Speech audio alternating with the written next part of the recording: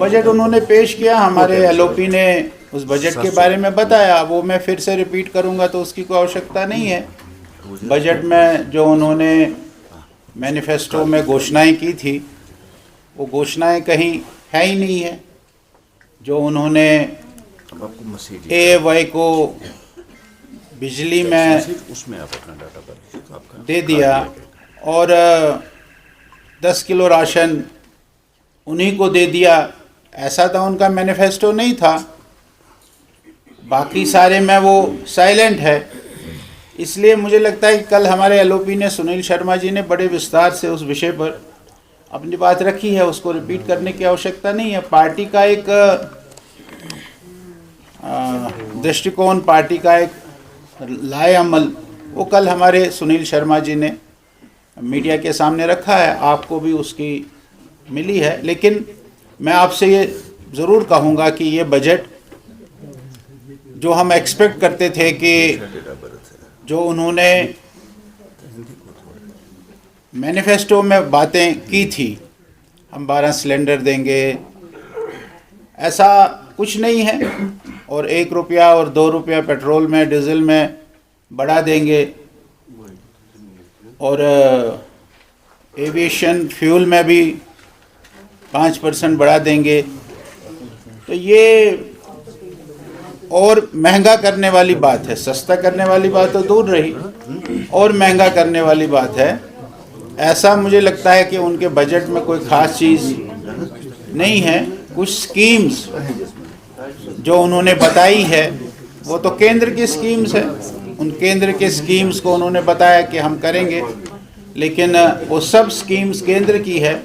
उन स्कीम्स के तहत जो फाइनेंशियल असिस्टेंस स्टेट को मिलेगी उसी को उन्होंने बड़ा चढ़ा कर कहा है।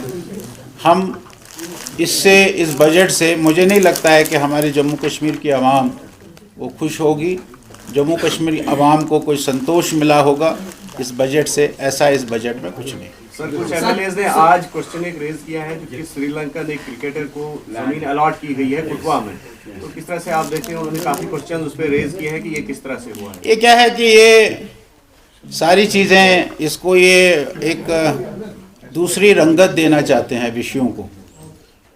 अब धारा 370 ख़त्म हो गई है।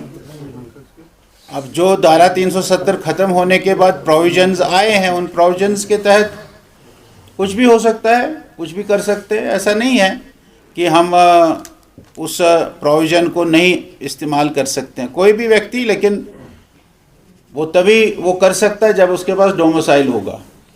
आपने जो अभी बताया क्वेश्चन, मुझे इस क्वेश्चन की जानकारी नहीं है, मैं थोड़ा स्टडी करके आपको बताऊंगा। लेकिन आवश्यक है कि हमारी यहाँ का एम्प्लॉयमेंट, यहाँ का जो हमारा फिजिकल डेफिसिट है उसको बढ़ाने के लिए इंडस्ट्रीज़ को आना ही है।